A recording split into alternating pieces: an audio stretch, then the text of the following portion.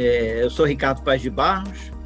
A gente está aqui com o Celso conversando sobre tudo, em particular, como garantir uma vida próspera para os mais pobres brasileiros e como reduzir desigualdade, como reduzir a pobreza, como promover o desenvolvimento humano da sociedade brasileira.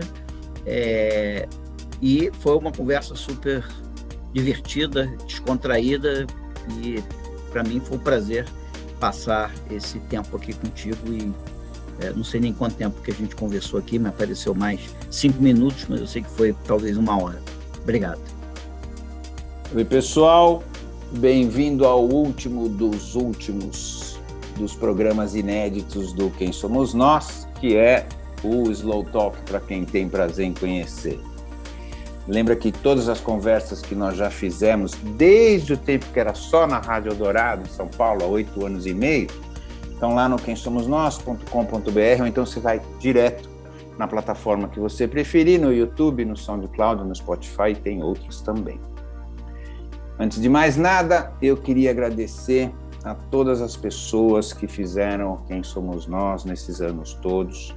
Aqui embaixo, na descrição, vai o nome delas de novo. E queria agradecer a todas as mensagens carinhosas que boa parte de vocês escreveu nos comentários. Eu não consigo dizer o tamanho da emoção que é ler cada uma delas. Não é fácil parar com alguma coisa que me dá um prazer enorme, mas hoje me parece a decisão certa. Claro que eu posso me arrepender, provavelmente eu vou em algum momento, vamos ver. Mas, sei lá, vamos ver o que pode acontecer, tá certo? Eu não sei o que pode acontecer daqui para frente e a gente vai ver. Por enquanto, nós estamos parados.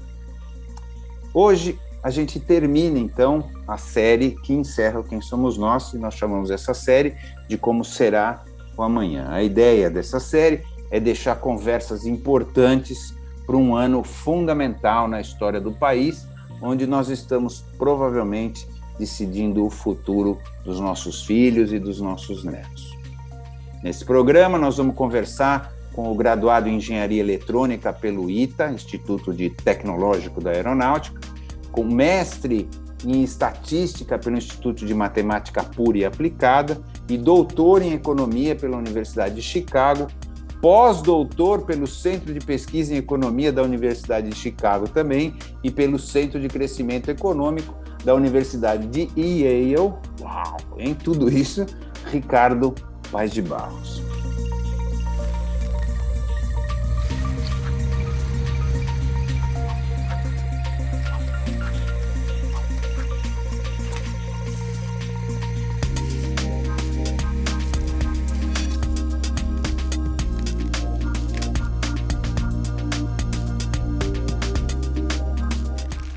Quem é você?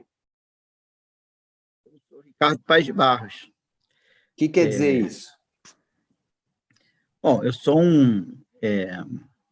Bom, meu trabalho, basicamente, é um trabalho sobre como que a ciência, como que evidência empírica pode ser utilizada para melhorar a política pública. Ou seja, eu sou alguém que trabalha na universidade sobre o uso da evidência científica na melhoria do desenho das políticas públicas. E para chegar nisso,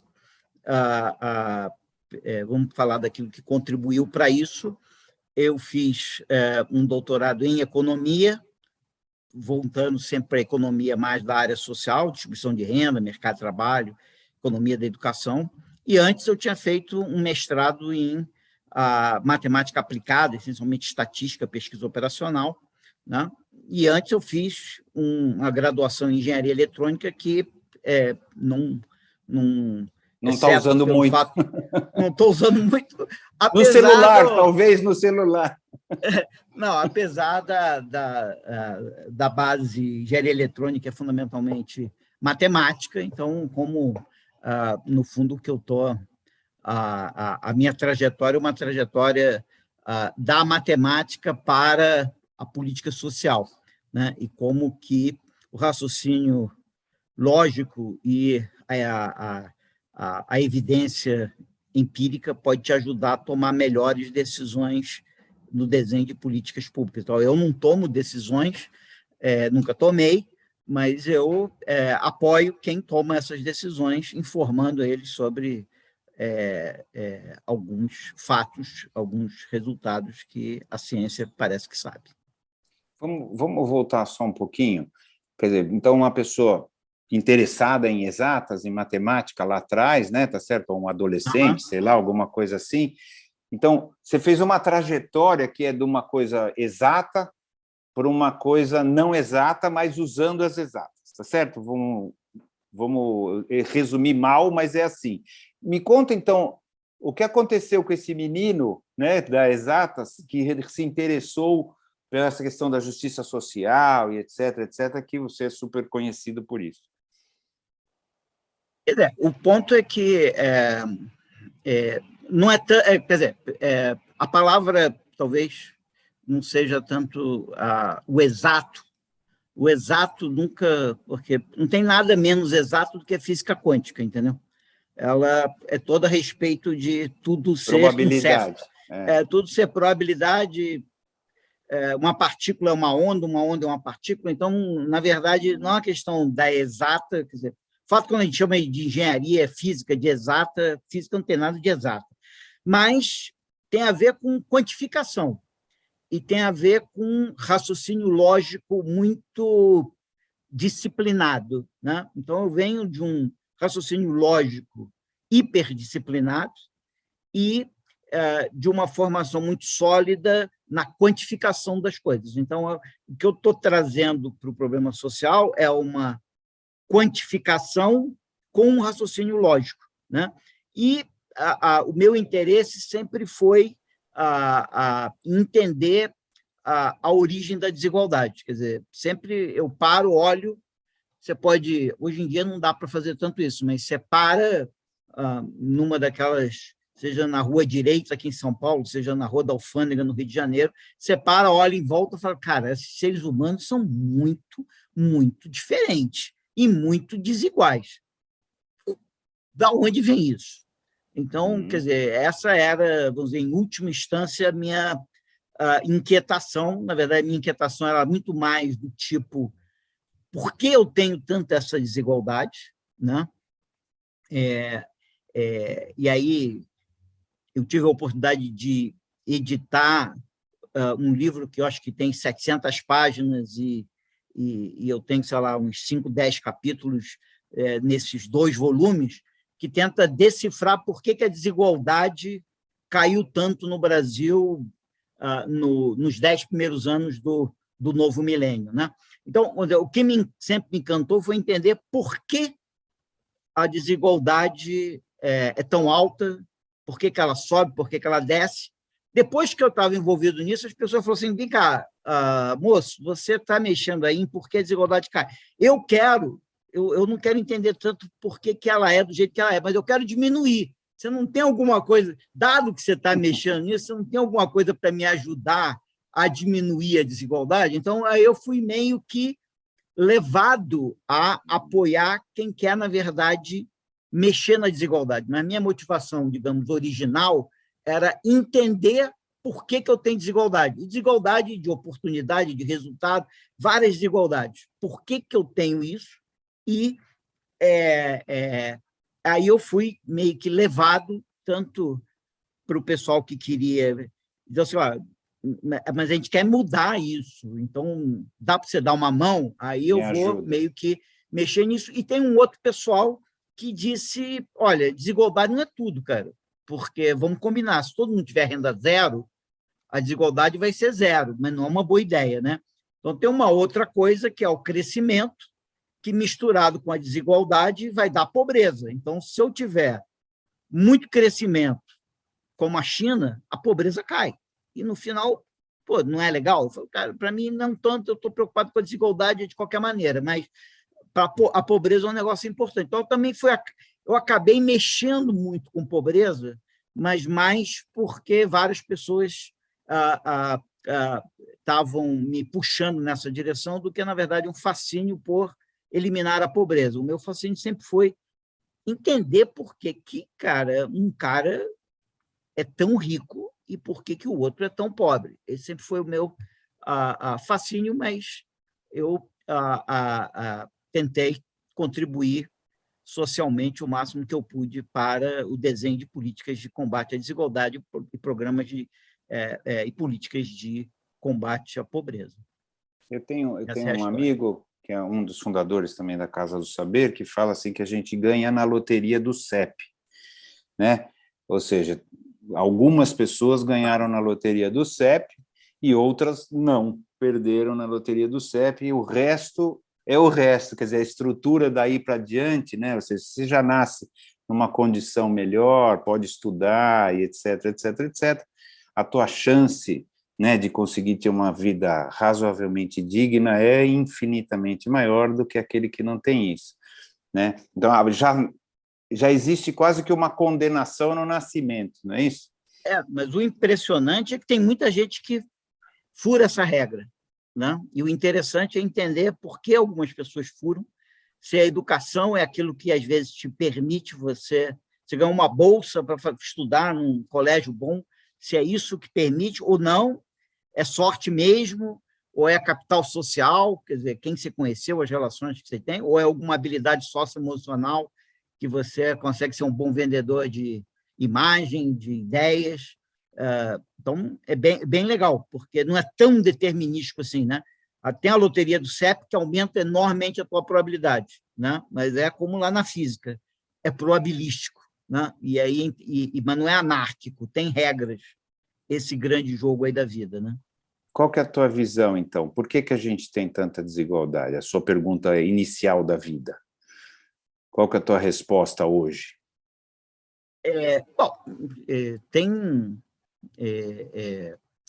Digamos, você tem a desigualdade em resultado, digamos, a desigualdade de renda, né? Essa desigualdade de renda, ela é fundamentalmente uma parcela gigante dela, uma desigualdade educacional. Então, a maneira que essa loteria do CEP funciona é que o cara mais rico consegue dar uma boa educação para o filho dele. Tanto é que, quando ele não consegue, quando o rico não tem uma família tão estruturada a ponto dele conseguir o que acontece, e o filho dele não é um bom aluno, e etc, etc, etc, você tem pai rico e filho não tão... filho, às vezes, até bem mais pobre que o pai, e você vai... o cara é classe média, o filho é bem mais pobre. Então, a educação ela é fundamental. Quer dizer, então, você... no Brasil, uma parcela muito grande da desigualdade vem da educação, mas, obviamente, nós temos uma parte importante que vem da discriminação. Então, obviamente, brancos e negros, pode ter a mesma educação, não vão estar com o mesmo desempenho, nem homens e mulheres. Então, tem um componente da discriminação e tem um terceiro componente, que é aquilo que a gente chama a segmentação econômica, ou seja, duas pessoas com a mesma educação trabalhando em duas empresas diferentes, eles vão ter trajetórias diferentes. Então, dependendo da empresa em que você entrou, dependendo da estratégia profissional que você adotou, você pode virar alguém com uma renda muito alta e, dependendo da outra empresa, você não vai ter uma renda tão alta assim. Isso é que, na verdade, o nosso mercado de trabalho, a gente diz, ele é segmentado, ou seja, isso não quer dizer que duas pessoas igualmente talentosas e produtivas vão ter a mesma trajetória de renda. Tem muita coisa diferente, porque... Então, a grosso modo, essas são as três coisas. É a educação, é a discriminação e essa segmentação clássica, por exemplo, entre o trabalhador com carteira e o trabalhador sem carteira, entre os mais pobres, né? Ou as empresas de grande porte mais internacionais e as mais familiares, etc. Mas eu posso fazer um parênteses? Que agora, uma vez a gente discutiu esse assunto aqui no programa e tal, que é a história da meritocracia, né? Que virou... Agora está morrendo de novo, agora está morrendo esse papo, mas teve uma época, sei lá, uns anos deixa atrás... Morrer não, deixa morrer não. Não, mas está morrendo essa conversa assim, não, tudo é meritocracia, tudo é meritocracia. Agora as pessoas estão relativizando um pouco, falando, peraí, né? Não é assim, não está tudo na tua mão, não é assim que funciona, né? Você tem um monte de outras coisas em volta de você que te pode, mesmo sendo muito bom, você pode não conseguir os objetivos. É nesse sentido que eu estou falando, está morrendo essa ideia quase de autoajuda, que você é que se faz, que você é que não sei o quê. Como é que você vê isso? Quer dizer,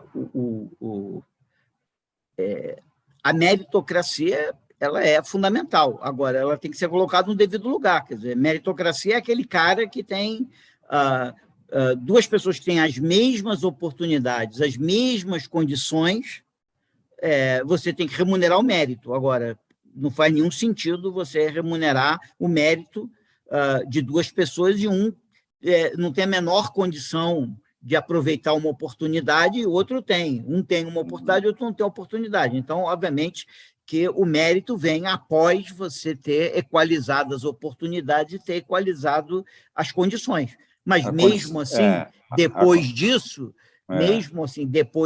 você pode ainda assim se preocupar com a desigualdade e o fato que você quer ser meritocrático não quer dizer que um cara que meritocraticamente produziu 2 vezes mais do que o outro tenha que receber 2 vezes mais do que o outro.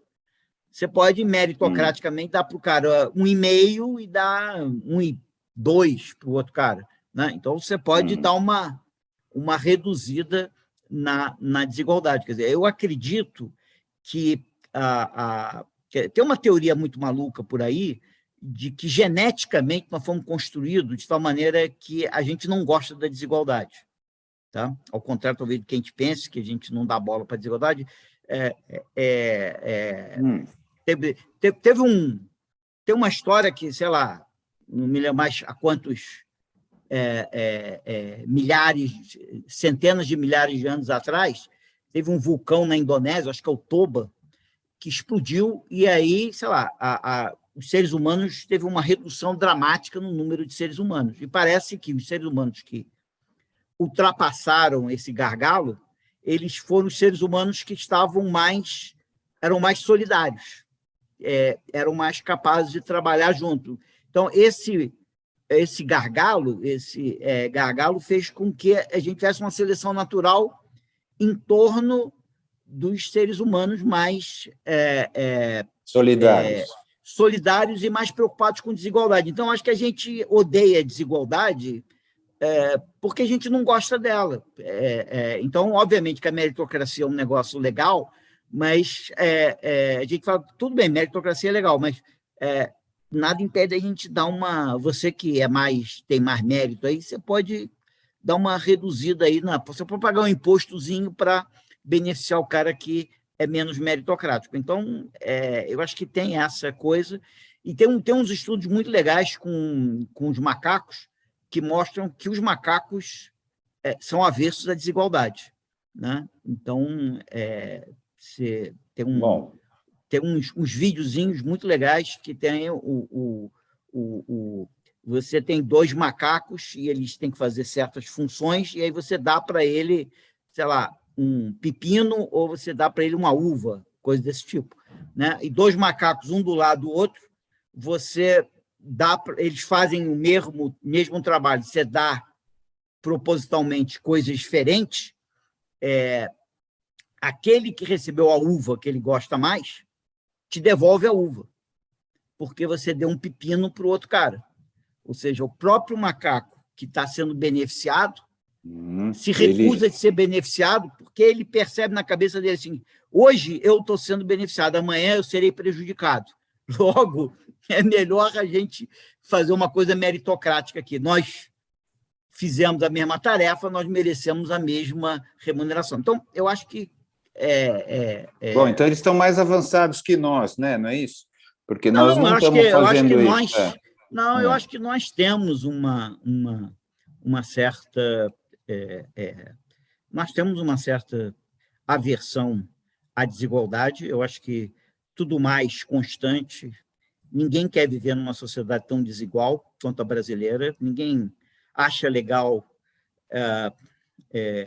ir tirar umas férias legais e no meio do caminho ver um monte de gente passando fome no meio do caminho. O cara não pode achar legal. E por que você acha que a gente não consegue resolver isso? Porque, assim, parece que de um tempo para cá e já existem as soluções para isso, né? Assim, antes talvez não, sei lá, a gente pode discutir isso, mas de um tempo para cá já se sabe o que se faz, de algumas décadas para cá já se sabe o que pode fazer. E por que você acha que o país não vai para esse caminho? Eu concordo plenamente contigo. Eu acho que até mais. A gente sabe o que tem que fazer, eu acho. Eu acho que você tem razão nisso. E mais do que isso, o gasto social brasileiro assim, 1,8 trilhão, 1,9 trilhão. Está quase chegando em 2 trilhões é o gasto social que a gente tem por ano, entendeu? Então, não é que o governo brasileiro sabe o que tem que fazer, mas não tem dinheiro para fazer o que tem que fazer. Não, ele não só sabe o que tem que fazer, mas ele tem o dinheiro para fazer o que tem que fazer. É a pergunta que você colocou, absolutamente central. Por que a gente não faz? Uhum. Certo? Aí eu acho que você entra muito mais numa área, talvez, de ciência política do que da verdade, no que eu trabalho. Então, eu não sei te explicar por que Mas isso não te intriga? Não te intriga? Você que trabalha com isso, você que... Não, eu vejo o seguinte, por exemplo... Você olha e fala, peraí, a gente sabe o que fazer, o país pode... Você falou que tem gente interessada que te procura para diminuir a pobreza e tal, para diminuir a desigualdade, e etc. Bom, por que a gente não anda de verdade? Né? Porque eu te dou 2 exemplos, Celso. Primeiro, vamos falar assim, do Auxílio Brasil. Auxílio Brasil. Tem um monte de coisa equivocada ali, um monte. Tem algumas coisas legais, tem um monte de coisa equivocada ali. O ponto é o seguinte, o governo brasileiro sabia do monte de coisa que está equivocada ali. Os técnicos do governo brasileiro, não é um mistério, é aquilo que você está falando, não é um mistério para ninguém que tem um monte de coisa equivocada ali. Tá certo? O que está equivocado ali? Primeiro, se a gente quer acabar com a desigualdade, a gente tem que dar mais atenção para quem mais precisa. É igual a fila da vacina. Todo mundo precisa da vacina, mas tem gente que precisa mais. Sei lá, a probabilidade de morte de alguém com 70 anos, 80 anos, é 100 vezes maior do que um cara com 20 anos. Então, esse cara precisa de mais atenção do que o outro cara. Um tem 10% de chance, o outro tem 0,1% de chance. É 100 vezes maior. Então, eu vou organizar a fila. Na pobreza, no caso do Bolsa Família, eu preciso organizar a fila. O que o Auxílio Brasil faz? Ele não organiza a fila. As pessoas não sabem que tem que organizar a fila, não é possível que o cara não sabe que ele tem que dar mais para o cara que é mais... É aritmético. Se o cara tem uma renda 0 e o outro cara tem uma renda de 300, eu tenho que dar mais para quem é 0 do que para quem é 300. Óbvio. Por que o cara não faz? Entendeu? Quando você conversa com o governo brasileiro, com os técnicos do governo brasileiro, hoje, e os técnicos do governo brasileiro concordam plenamente. Agora, por que sai o que sai? Não sei.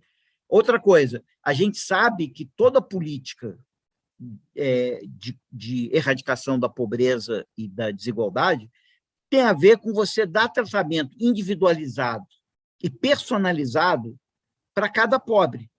É como se você quisesse cuidar da saúde das pessoas. Imagina que você vai cuidar da saúde das pessoas anonimamente. Não, você tem que saber, porque você tem um pobre na casa A e um pobre na casa B, o pobre da casa A tem um tipo de pobreza, o pobre da casa B tem outro tipo de pobreza. Logo, eu tenho que chegar junto do pobre. E o Brasil já tem o Sistema Único da Assistência Social, que tem 250 mil agentes no campo. Né? Nós temos 300 mil. Tem 250 mil agentes da assistência social. O Brasil consegue chegar junto, digamos, das 10 milhões de famílias mais pobres do Brasil. Claro, com 250 mil, se cada um chegar perto de 40, né? 40 famílias. Deu 10 milhões. Deu 10 milhões. Então, cada um tem que tomar conta de 40 famílias. Quem que não sabe disso? Todo mundo sabe que o Brasil, em Brasília, todo mundo conhece, quem é da área, sabe que o Brasil tem um sistema único de assistência social poderoso, que tem 9 mil centros de referência de assistência social espalhados pelo Brasil, que tem 250 mil funcionários pagos para dar atendimento ao pobre. Se cada um pegar 40, eu dou jeito em dar um atendimento individualizado, né? Mas o Auxílio Brasil é uma coisa que ignora todo esse sistema. Ele tenta fazer uma coisa a nível, vou decidir a nível de Brasília. Então, em vez dele usar, se você pegar o Auxílio Brasil, ele fala no início lá, vamos usar o Sistema Único da Assistência Social. Depois ele não usa. Agora, por que ele não usa, cara? Por quê? Porque envolve você dar poder a quem? Ao cara lá da comunidade. Entendeu? Muitas ele vezes distribuir, né? Ele distribuir o dinheiro para quem? Para fidelidade. Qual o sucesso da vacinação brasileira? O sucesso da vacinação brasileira começou a acontecer quando a gente deu poder ao município de escolher quem vai ser vacinado. Quem que organizou a fila da vacina? Foi organizada a nível federal? Por computador? Pelo celular? Não, foi organizada manualmente pelos municípios. E funcionou maravilhosamente, é um exemplo para o mundo de um sistema de vacinação poderoso. Tá certo? Obviamente, o governo federal tem que comprar a vacina para dar para ele.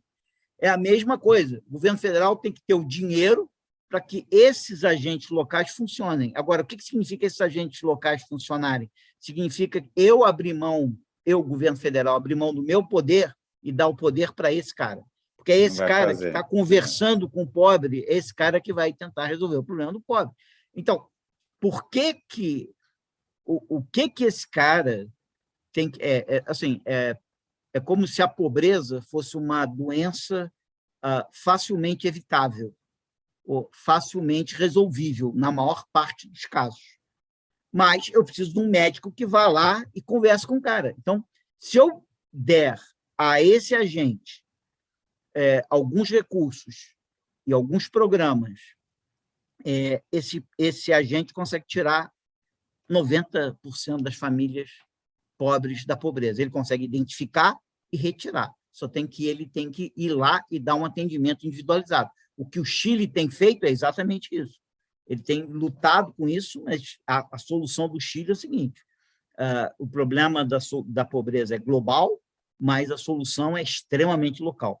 Ou seja, eu tenho que conhecer o problema de cada um para tirar ele da pobreza. Agora, de novo, o que você estava falando, nós já sabemos o que tem que ser feito? Já. Nós temos recursos para fazer, temos recursos financeiros e humanos, porque nós já temos a capilaridade, nós já estamos na comunidade. Aquela história de que nós não sabemos quem são os pobres, nós não sabemos quem está passando fome no Brasil, é um absurdo, tá certo? Qualquer pessoa, quando eu converso às vezes com jornalista, eu falo isso, cara, você já fez alguma reportagem sobre pobreza em alguma comunidade? Fiz. Quanto tempo você gastou quando chegou na comunidade e perguntou quem está passando fome aqui? A comunidade te diz em 10 segundos quem são as famílias que estão passando mais fome. Ou seja, localmente, todo mundo sabe quem está passando dificuldades, quem tem problemas e quem precisa de ajuda. E, às vezes, até que tipo de ajuda quem precisa de ajuda precisa. A questão é conversar com os caras. E isso é olho no olho, isso é presencial, isso significa um empoderamento da pessoa, da comunidade e, muitas vezes, da sociedade civil, porque, muitas vezes, quem opera o Centro de Referência de Assistência Social não é nenhuma coisa estatal, é uma coisa contratada da sociedade civil que oferece aquele serviço. Então, é questão de passar o poder para os agentes locais. Não tem outra solução para a pobreza, eu acho que todo mundo já mais ou menos sabe disso. A gente tem o dinheiro, tem as pessoas, mas não faz. Eu confesso com você que eu vejo isso acontecer de novo e não tenho tanto interesse assim na ciência política de por que a coisa não acontece, mas deixo isso por conta do mas eu percebo a indignação na sua voz da situação, tá certo? Porque não dá para não ficar indignado, já que a situação é essa. Sabemos o que fazer, não vamos fazer, e mais gente vai passar fome, vai morrer também, né? Porque não é feito da maneira que a gente já poderia ter resolvido, né? Então... E no caso, já voltando um pouco lá no início da nossa conversa, em certas coisas, o Brasil está mudando, né? E ele precisa fazer coisas que ele nunca fez antes. No combate à pobreza e na desigualdade, a gente passou por 15 anos, mais ou menos de 2000 a 2015, com reduções de pobreza e reduções de desigualdade recordes mundiais, ou seja, sendo admirados mundialmente pelo que foi feito. É claro que, da maneira que foi feito, a gente gerou alguns desequilíbrios. Então, a gente aumentou o salário dos trabalhadores muito mais rápido do que a produtividade do trabalho, o que não é muito sustentável, e aí a gente bateu num limite. A gente aumentou o gasto público acima do que a gente arrecadava, o que fez a dívida pública subir, principalmente no segundo período da presidente Dilma, o que também não era sustentável, né? Então, o Brasil teve uma política de combate à pobreza e de combate à desigualdade razoavelmente bem sucedida. Obviamente, tem 1000 coisas ali que não eram boas, que tinham que melhorar. Você pode dizer, o Pronatec não era uma coisa tão boa assim, mas, no todo, você reduziu a pobreza enormemente, você reduziu a desigualdade enormemente. E o Brasil, o Brasil Sem Miséria da presidente Dilma, é um exemplo clássico. É um programa, assim, a nível mundial, assim, se você juntar os grandes especialistas mundiais em combate à pobreza e apresentar o Brasil Sem Miséria, todo mundo vai dizer, bom, é isso aí. É aquilo que você falou. Sabemos o que temos que fazer? Sabemos. Está ali, é o Brasil Sem Miséria. Então, no caso do combate à pobreza e à desigualdade, o futuro do Brasil tem que ser o seguinte: voltar ao Brasil Sem Miséria de uma maneira equilibrada, porque o que a gente aconteceu é que, nesse período, a gente correu, e aí estava desequilibrado, e aí a gente levou um tombo porque a gente estava desequilibrado. A gente estava desequilibrado economicamente, porque a gente resolveu fazer uma redistribuição de renda, de capital para trabalho tão massiva que não dava para continuar, o salário estava crescendo 2 vezes mais rápido que a produtividade, não dá para continuar, então tinha que dar uma freada para reequilibrar, e o gasto público tem que ser compatível com a receita pública, e a gente teve que parar. O que a gente tem que fazer? A gente tem que voltar ao Brasil Sem Miséria e fazer um Brasil Sem Miséria equilibrado, assim, mais focalizado em quem mais precisa, mais eficiente, que leve em consideração mais os incentivos e os desincentivos que essas várias políticas geram. Então, fazer um Brasil Sem Miséria mais inteligente, mais bem focalizado em quem mais precisa, eventualmente até com menos recursos do que a gente usava antes. Mas o caminho é aquele ali. Então, em certo sentido, tem um quê do Brasil esquisito que ele tem que meio que dar uma marcha ré, entendeu? Ele tem que voltar no Brasil Sem Miséria. Não tem saída para a pobreza e para a desigualdade do Brasil que não seja uma volta ao Brasil Sem Miséria. Não tem, porque aquele ali é o desenho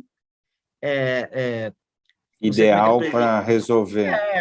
A presidente Dilma deve ter escutado muita gente para desenhar aquilo, né? A Tereza Campelo tem muito papel nisso, é a ministra, mas foi um desenho realmente assim, muito simples, mas muito claro. É um tripé. Eu tenho que garantir os direitos sociais, a água água para todos, é o luz para todos, uma coisa tipo Minha Casa Minha Vida, que você pode melhorar loucamente, direitos sociais básicos, que está no artigo 6º da nossa Constituição. 2, uma transferência de renda enquanto o cara não consegue gerar a sua própria renda, e um terceiro pilar muito pesado, que é a inclusão produtiva, ou seja, o que as pessoas realmente querem é se incluir produtivamente, e o CNDE tinha um programa pesadíssimo de inclusão produtiva, que funcionou muito mais ou menos, mas se a gente tiver alguma solução para o futuro, é voltar lá e fazer funcionar, mas a solução tem gente, você estava falando que os salários subiram mais rápido do que a produtividade. Se você olha o lado dos sindicatos, etc., eles falam assim, não, mas estava muito defasado. Né? A gente estava... Não é isso? Assim, tem um olhar que fala assim, mas tinha que subir rápido o salário mínimo, né? Por exemplo, que é um salário que né? E o que você acha disso? Estava defasado? Não estava? Precisamos tirar o incentivo de algumas empresas, por exemplo, né? O incentivo fiscal, por exemplo, de algumas empresas para poder fazer isso. Como que você olha? Tem pessoas que olham dessa maneira. Absolutamente. Quer dizer, eu não sei, quer dizer, como ninguém observa a produtividade do trabalho, eu acho que ninguém sabe se o salário realmente estava muito baixo e precisava subir mais. Então, obviamente, o ponto é, o salário subiu mais rápido do que a produtividade. Se gerou um desequilíbrio ou eliminou um desequilíbrio que já existia, ninguém sabe. O que a gente sabe é o seguinte, não dava para continuar naquela rota. Não dá para você continuar para sempre com o salário crescendo mais do que a produtividade. Isso não dá para fazer. Você pode, por um tempo, então, nesse período, pode ter sido super legal e super correto a gente ter tido um aumento salarial acima da produtividade, porque existia um descompasso. Né? Então, sei lá, você via isso, eu achei que, por exemplo, na parte, por exemplo, da produção, toda a área, por exemplo, da cana-de-açúcar, né? Foi feito um acordo entre meio que e aí o presidente Lula talvez tenha tido um papel importante nesse negócio, de mediar essa conversa entre os grandes produtores e os trabalhadores. Falou, olha, cara, do jeito que vai, eu vou lá na Organização Mundial do Comércio, cara, e os caras vão cancelar nossas exportações, cara, porque isso aqui é trabalho escravo, isso aqui é trabalho penoso. Então, vamos entrar num acordo aqui, fazer um negócio melhor que vai ser, todo mundo vai ganhar. Então, eu acho que o Brasil, nesse período, teve várias áreas onde o salário cresceu muito mais do que a produtividade e, provavelmente, eliminando um descompasso descabido que tinha antes. Mas a gente não sabe direito. Mas o ponto não daria para fazer mais 15 anos na mesma direção. Sem aumentar a produtividade. Né? E o Brasil precisava que o salário continuasse crescendo, porque a gente pensa que o que causou a grande queda na pobreza no Brasil foi o Bolsa Família. Não foi. O que causou a grande queda na pobreza no Brasil, a grande redução na desigualdade no Brasil, foi o aumento da renda do trabalho do trabalhador mais pobre brasileiro. Durante 15 anos seguidos, o salário desses caras cresceu 6%, 7% ao ano, em termos reais. Isso foi um grande determinante. Agora, isso não consegue continuar se eu não aumentar a produtividade. Entendeu? Então, eu posso, num certo período, ter uma certa transferência de renda de capital para trabalho e acomodar isso. Tá? Mas não sempre, não para sempre. Não para sempre. E eu preciso para sempre. O ponto eu preciso para sempre. Não é? Eu não posso dizer, legal, fiz isso, tá bom, vamos fazer outra coisa. Não. A coisa que eu tenho que fazer é, continuamente e para sempre, aumentar a remuneração do trabalho. E, para isso acontecer para sempre, eu tenho que aumentar a produtividade do trabalho. Eu posso... Que passa pela educação, não é isso? Que passa, pois não é isso? Não necessariamente passa pela educação, mas... quer dizer, uma das coisas gozadas do Brasil é o seguinte, se você pegar os últimos, de 80 para cá, 40 anos, 80 para cá... 40. 40 anos. Nesses 40 anos, o Brasil está entre os 10% países do mundo que mais aumentou a quantidade de anos de estudo da sua população em idade de trabalhar da sua população adulta. Então, em quantidade, nós aumentamos loucamente. A nossa produtividade de 80 para cá está parada. Então, o que quer dizer isso? O que eu tenho que entender disso? Que não é educação, é isso? Não, o que a gente tem que entender disso é o seguinte: nós não estamos utilizando a educação, ou o tipo de educação que nós estamos utilizando. Isso quer dizer o seguinte, gente, primeiro que isso devia ser assim, primeira página para a gente sentar e discutir. Quer dizer, só para você ter uma ideia, se o Brasil tivesse sido capaz de... Brasil no mundo, em termos de renda per capita, está entre assim, os 1/3 que menos cresceu nesse período. O Brasil não é um grande país de crescimento. Se o Brasil tivesse traduzido esta educação em produtividade, da mesma maneira que a Turquia fez, o Brasil estaria entre os 25% de países do mundo que mais cresceram nesse período. Então, por que o Brasil não cresceu tanto? Por quê? Porque ele não conseguiu converter educação em produtividade. Então, isso é um drama brasileiro que a gente tem que reconhecer. Educação é fantástico, mas se a gente não conseguir... tem algumas pessoas que acham o seguinte, que a educação não pode ser... quer dizer, que você não educa as pessoas para aumentar a produtividade do país. Tá certo? Eu acho que, certamente, a educação é um direito humano, a gente não está educando as pessoas para aumentar a produtividade do país. Mas vamos combinar, cara, se eu aumentar a educação das pessoas para garantir esse direito humano delas, esse é um direito humano que é a base dos vários outros direitos humanos. Qual é o direito humano que eu quero? Eu quero que o cara consiga sonhar e ser capaz de realizar os seus sonhos, e para isso a educação tem que fazer ele ser produtivo. Então, vamos combinar. É claro que eu não vou educar o cara para o cara aumentar a produtividade, mas se a educação não aumentar a produtividade, vai dar ruim, vai ser bom. E onde então, nós erramos? Porque a gente incluiu, tá certo, as pessoas. Isso é uma coisa muito também legal. Muito bacana. Pessoas que estavam fora do sistema de educação hoje estão. Completamente. Né? A gente desiletizou. Isso. Foi sensacional o que a gente fez. O que a gente não ficou de olho é por que isso não virou produtividade. Tá? Alguém sabe? Em 80, um brasileiro produzia a mesma coisa que um coreano. O Brasil aumentou em escolaridade tanto ou mais do que a Coreia. Hoje, um brasileiro, você precisa de 3 brasileiros para produzir o que um coreano produz. Como é que o salário brasileiro vai ser igual ao da Coreia? Não tem jeito. Eu preciso de 3 brasileiros para produzir a mesma coisa. Então, por que a nossa educação... por que a nossa produtividade não acompanhou a nossa educação? Entendeu? Então, isso é alguma coisa que eu acho que eu diria que ninguém sabe direito. Tá? Mas eu te diria o seguinte, ninguém sabe direito.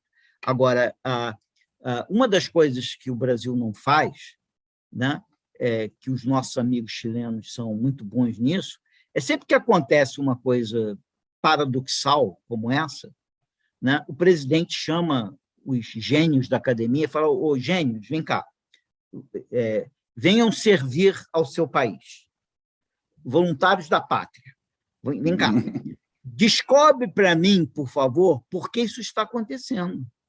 Entendeu? Então, quando você tem um descolamento entre produtividade e remuneração, quando você tem um descolamento entre educação e produtividade, você tem que montar um grupo. Aí fica assim, o Banco Mundial fica tentando responder para a gente, entendeu? Porque a gente não coordena um esforço nessa direção. Então, a gente não fez isso, acho que a gente não sabe a resposta direito. Mas, claramente, talvez a nossa educação não tenha muito... não esteja muito preocupada em conversar com o nosso sistema econômico. Né? Você vê muita universidade que acha feio a relação com o setor privado. O setor privado usar os laboratórios da universidade não é legal. Isso aqui é privatização da universidade. Entendeu? Então, a relação entre a educação brasileira e o sistema produtivo, ela não é assim, a mais amigável que você possa ter, tá certo? Por outro lado, eu sempre fico me perguntando por que as grandes empresas multinacionais do mundo não montam seus centros de pesquisa no Brasil. O cara monta na Colômbia, o cara monta na Costa Rica, mas não monta no Brasil. Por que esses centros de conhecimento não vêm para o Brasil? Então, deve ter alguma coisa tosca, muito esquisita na nossa legislação. E, realmente, então, uma das razões, talvez, para a educação e a produtividade não andarem juntos, talvez seja o ambiente de negócios que você tem no Brasil. Eu conheço muita gente muito inteligente que, em vez de... Eu estudei engenharia no ITA e tal.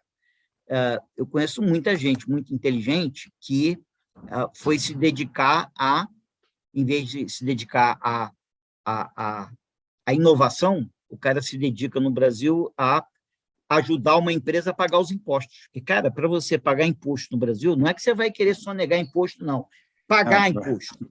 Para o cara pagar imposto, se ele tem uma atividade complexa, cara, ele precisa de um gênio. O cara tem que ser muito bom, entendeu?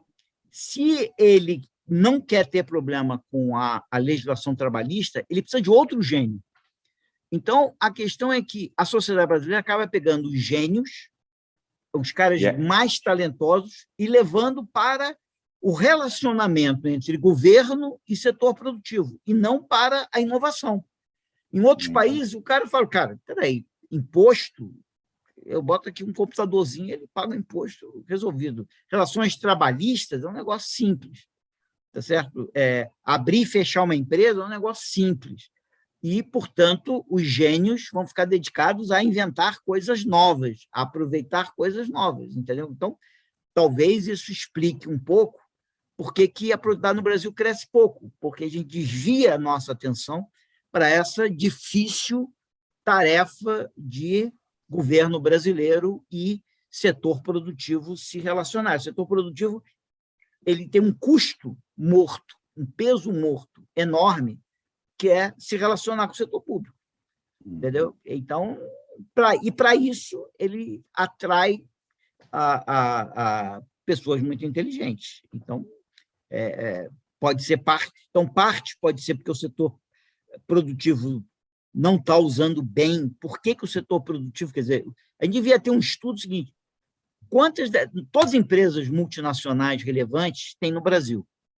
Quantas delas têm o centro de pesquisa e desenvolvimento dela no Brasil?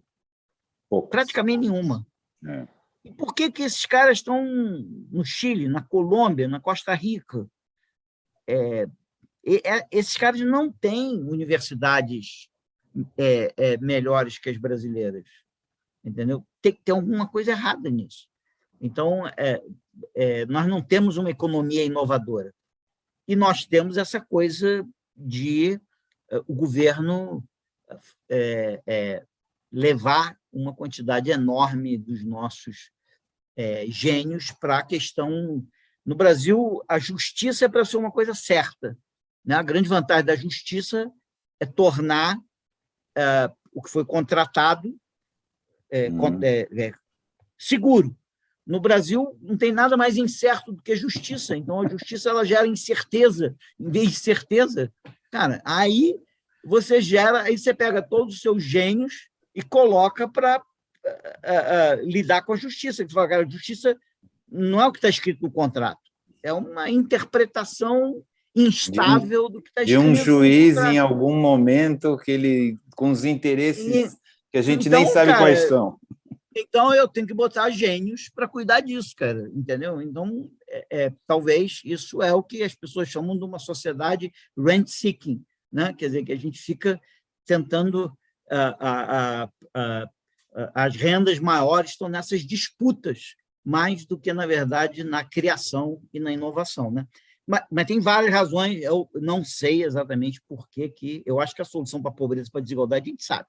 Agora, por que a educação não está arrastando a produtividade brasileira é muito impressionante, porque não tem país, cara, que realmente popularizou mais a educação do que o Brasil. O Brasil é realmente um exemplo fantástico de inclusão. Levar a educação ao povo. E não traduziu isso em produtividade, cara. E isso é um problema muito grave e que a gente não resolveu. A gente está simplesmente ignorando um problema que a gente não devia ignorar. Então, agora parece que a gente está, tecnicamente, né, em estagflação, alguma coisa assim, pelo menos é o que está se falando, né? O ano que vem deve ser um ano muito difícil. Como é que você vê isso, esta situação onde a gente está agora, né? Um pouco de tudo que a gente falou, só que a gente vai ter agora um ano mais difícil ainda, parece que não vai ter mais crescimento nenhum, parece que não sei o quê. Bom, eu não sei direito, não sei se alguém sabe, mas as previsões estão horrorosas, né, para o ano que vem. Como é que você vê isso? Quer dizer, depois de 2 anos de pandemia, depois de ter perdido bastante do PIB, etc., o que você acredita para o ano que vem no país? E também o que você acredita, o que você vê do Brasil, né, lá para frente? Quer dizer, como que você enxerga isso?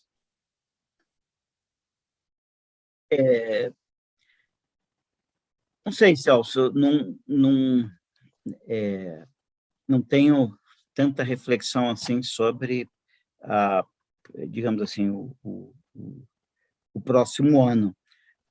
O que eu posso dizer, voltando ao que a gente já estava conversando antes, nenhum desses problemas brasileiros aí, quer dizer, é claro que o Brasil não pode gastar mais do que ele arrecada, tá certo? Então, assim,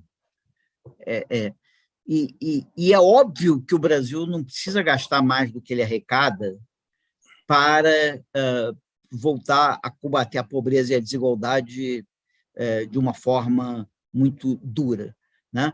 Mas não pode ser com um auxílio emergencial. Auxílio emergencial, só para você ter uma ideia, 20% do auxílio emergencial, tá? Então, assim, 40 bilhões chegou nas pessoas que tinham uma renda menor do que R$300 per capita, ou seja, se for uma família de 4 pessoas, receber um salário mínimo. Lembrando que o teto do Bolsa Família, né, o extrema pobreza do Bolsa Família, é 89. Eu estou falando R$300. Então, estou falando assim, sei lá, mais de 3 vezes o teto da extrema pobreza para o Bolsa Família.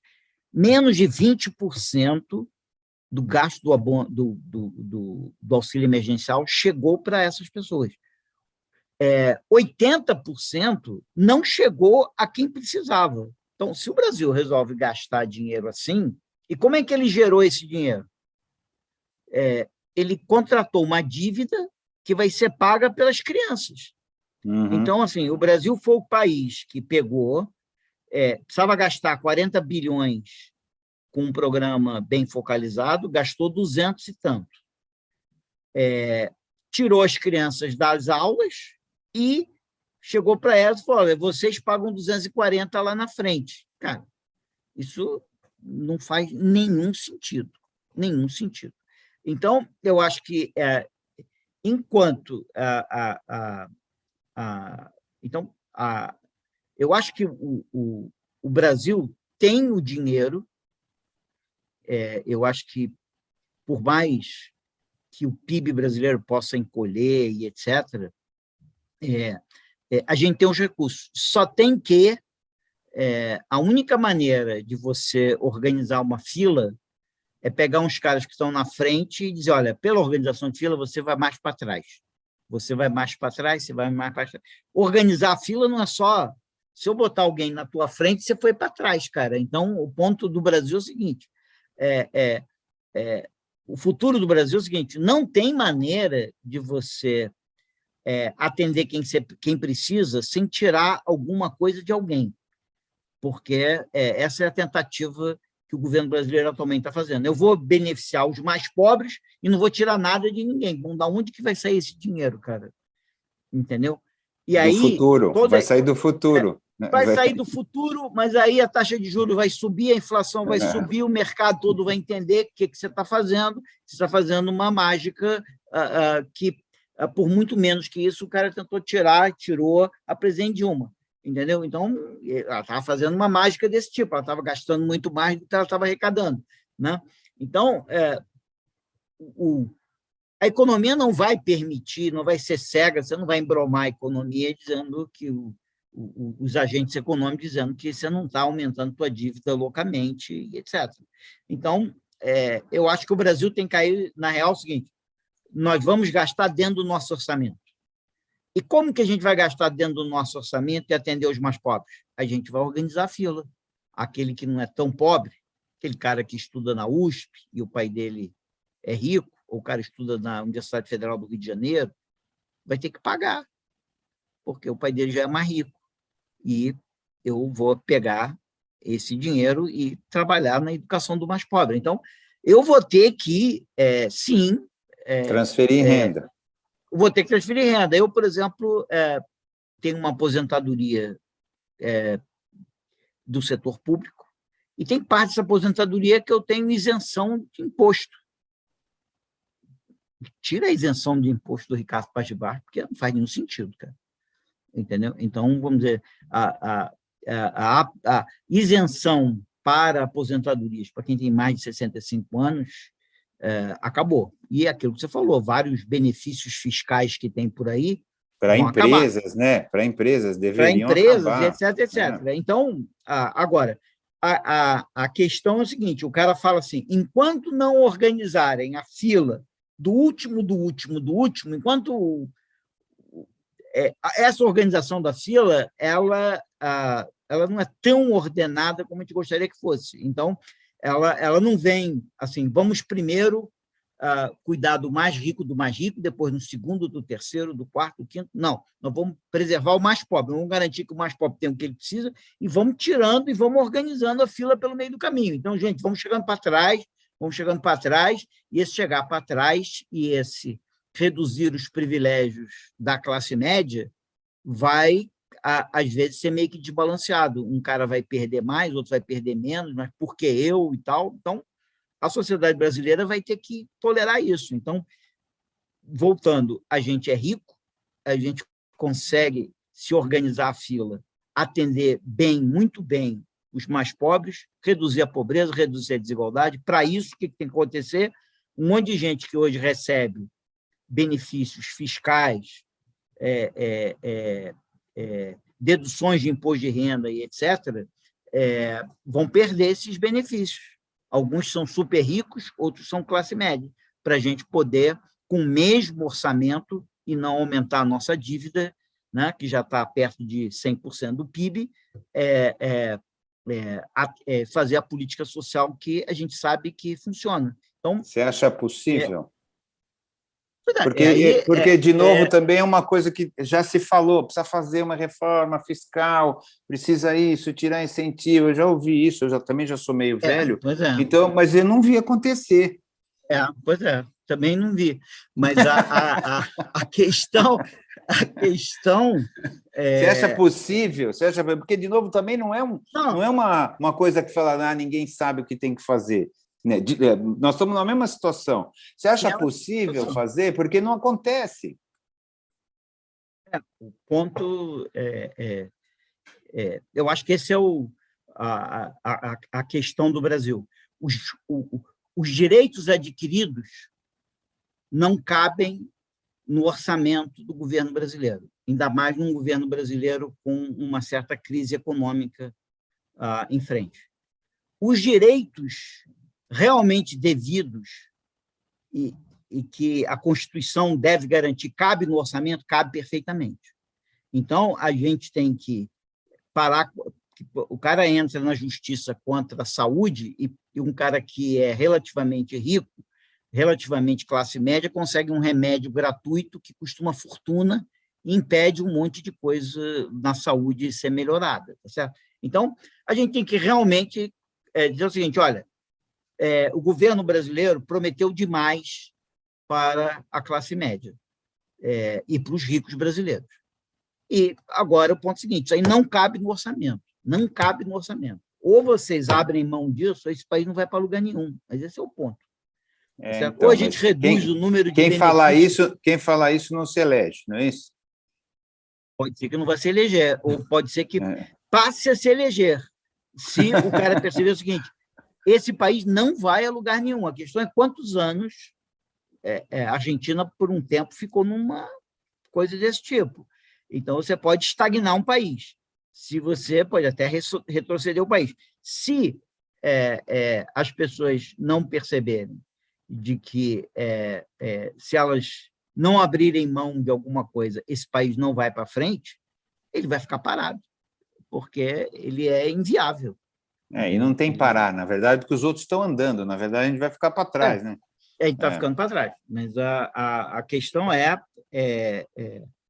a gente não tem que aumentar o número de beneficiários do Bolsa Família, a gente tem que diminuir o número de beneficiários do Bolsa Família e aumentar o benefício que a gente dá para aqueles que são beneficiários, porque a gente quer tirar eles da pobreza. A gente não está conseguindo tirar eles da pobreza porque a gente está simplesmente querendo aumentar, mas é aquela coisa que você falou, quer dizer, declarar que vai aumentar o número de beneficiários do Bolsa Família é a coisa mais popular da face da Terra. Dizer que vai diminuir e que vai focalizar melhor é dramaticamente difícil de comunicar. Esse eu acho que é o grande desafio da sociedade brasileira, aqueles que vivem de benefícios do Estado brasileiro abrirem mão de parte desses benefícios. Se isso não acontecer... Você é otimista? Você é otimista em relação a isso ou não? Quando você bota a cabeça assim, pensando no país e tal, você acredita no quê? Eu sou otimista, eu estou totalmente seguro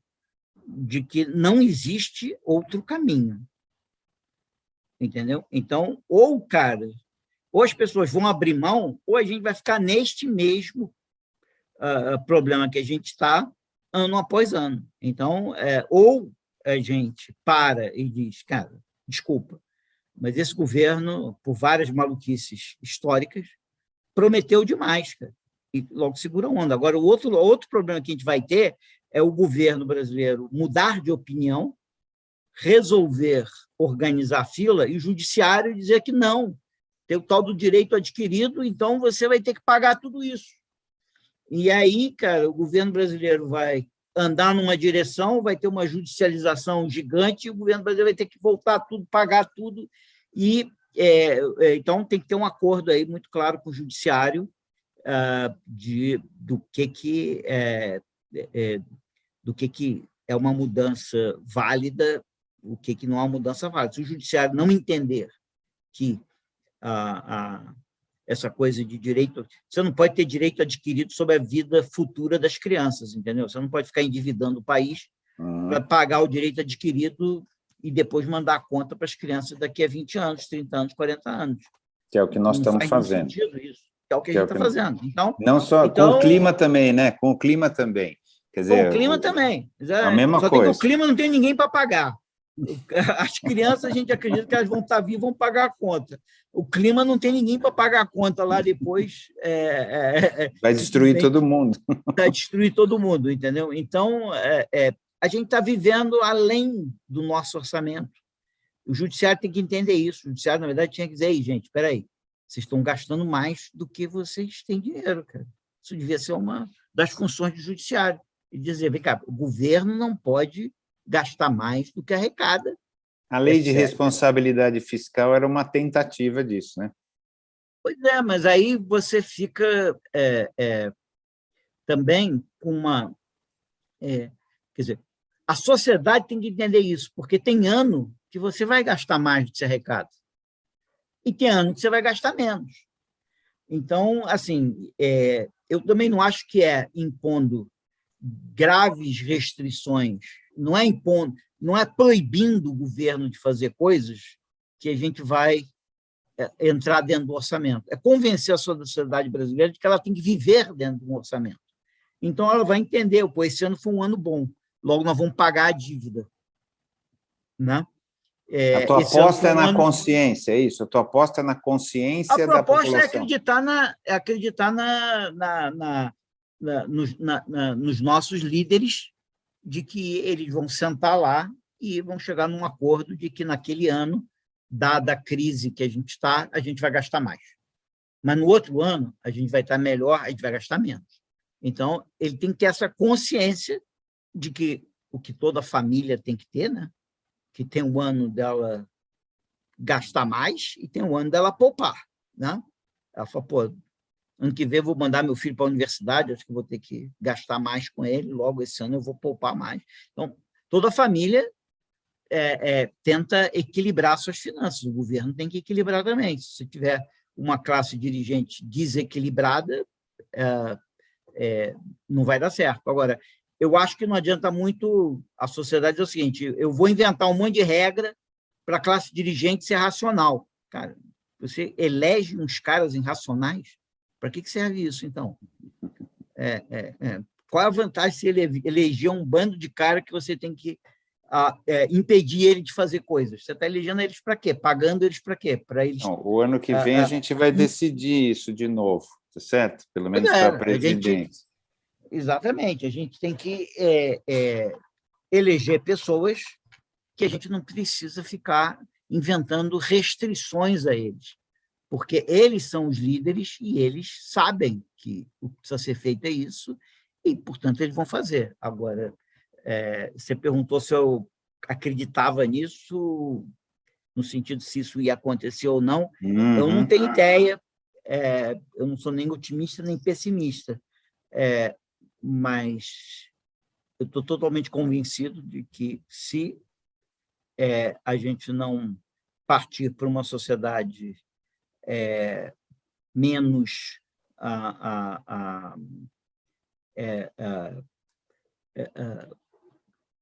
baseada em grupos de interesse, mais egoísta, e não partir para uma sociedade mais generosa, e aí que eu acho que a meritocracia é importante, a eficiência é importante, se a gente não perceber que a gente tem que ser mais generoso, mas também mais eficiente, né? E ter um governo mais eficaz, a gente não vai para lugar nenhum. Concordo. Porque os outros países do mundo, o que eles perceberam é que a gente tem que ser mais generoso uns com os outros aqui. Se ficar todo mundo querendo abocanhar o governo, esse país não vai para lugar nenhum. Então, vamos tirar nossas garras do governo, deixar o governo tomar conta dos mais pobres e buscar um governo onde a coisa seja mais eficiente, mais eficaz. Caso contrário, estamos em apuros. Mas não sei se vai acontecer. Bom, eu pessoalmente acho que não. Eu acho chato falar isso, eu adoraria falar outra coisa, mas eu não consigo ver as coisas acontecendo por aí. Eu adoraria, de verdade, podemos rezar para que isso aconteça, mas eu acho que vai ser bem difícil, infelizmente. Eu acho que é um bom momento para a gente fechar, já tomei muito seu tempo. Eu fecho sempre com uma pergunta, que é: quem somos nós? Esse nós você pode interpretar como brasileiros, seres humanos, extraterrestre também pode. Assim, quem você acha que nós somos? Eu acho que nós somos os seres humanos, né? Eu acho que ainda tem que se desenvolver um pouco mais para receberem o título de Homo sapiens, né? Porque eles ainda não são muito sapiens. Então, eu acho que nós somos os seres humanos, um grupo de pessoas incrivelmente bem-sucedidos, né? Mas que a gente ainda não aprendeu a lidar com a nossa restrição orçamentária e ambiental, né? E ainda a gente não aprendeu a ser, embora a gente goste de ser generoso, a gente não aprendeu ainda a ser plenamente generoso. Eu acho que a gente só vai merecer o sapiens quando a gente realmente for sábio e aprender a lidar com as restrições de uma maneira solidária. Então, acho que esse é o nosso destino, mas nós estamos de parabéns pelo gigantesco sucesso das últimas centenas de milhares de anos que a nossa espécie vem colonizando esse planeta. Ótimo, ótimo. Muito obrigado.